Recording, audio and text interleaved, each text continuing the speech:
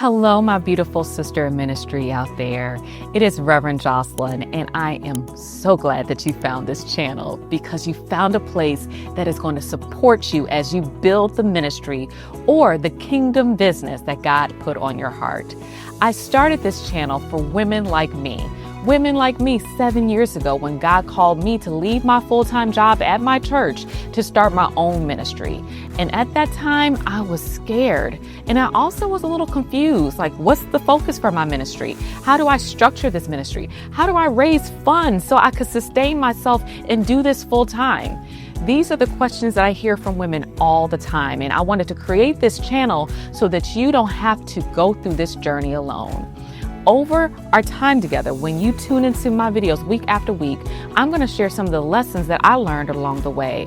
I'm going to talk about how I was able to grow my ministry from a simple blog to a national Christian trauma healing ministry.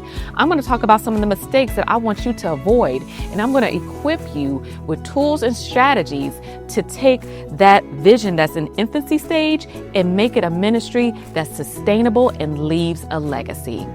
This is the community that you've been looking for, and I want you to know that I am here and committed to walking this journey with you every step of the way. Thank you for subscribing to my channel, and let's get to work.